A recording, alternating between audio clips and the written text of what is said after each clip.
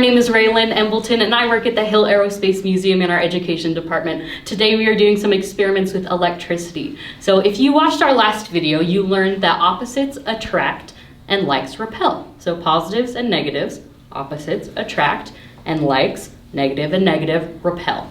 So we're going to put that to the test today. We have right here a Vandegraaff machine. Now, the way a Vandegraaff generator works, because you guys have all probably seen one of these before, this belt right here, once you turn the Vandegraaff on, it picks up electrons and it deposits it on this metal ball.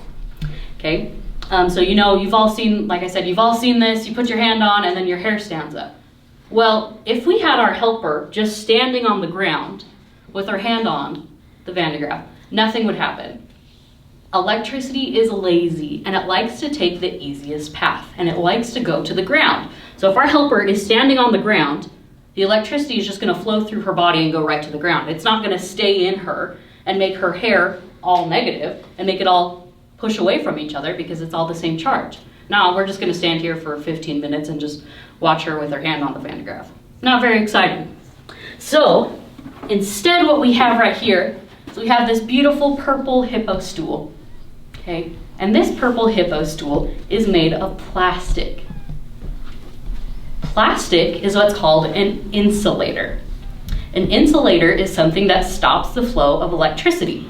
So if we have our helper stand on this purple hippo stool with her hand on the Vandegraaff, then all of the electricity is going to stay in her and make all of her hair negative, or the same charge, and it will all repel away from each other.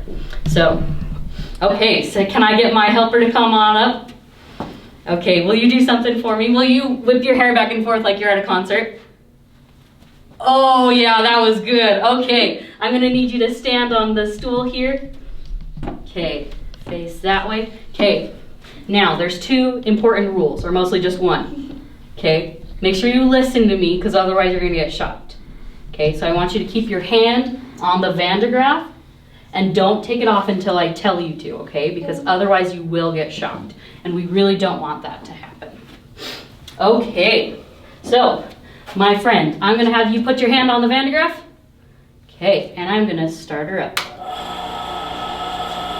Okay, so it takes a minute to let the electricity build up, to let those electrons build. My helper, I'm gonna have you flip your hair for me one more time, but keep your hand on the Vandegraaff. Okay, ooh, I can hear it. Okay, will you turn off one of the lights in the back for me? Okay, don't touch your hair, because when you touch your hair, you're dispelling those electrons. So what I'm going to do now is I'm going to turn on this light. Does that help at all? Yeah. Oh, so that right there was an electric discharge. Yeah. Do you see your hair behind you in the mirror? Yeah. Do you guys see her hair standing up? Yeah. Okay, so it's shocking you.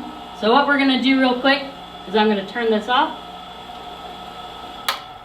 Okay, so I want you to watch her hair.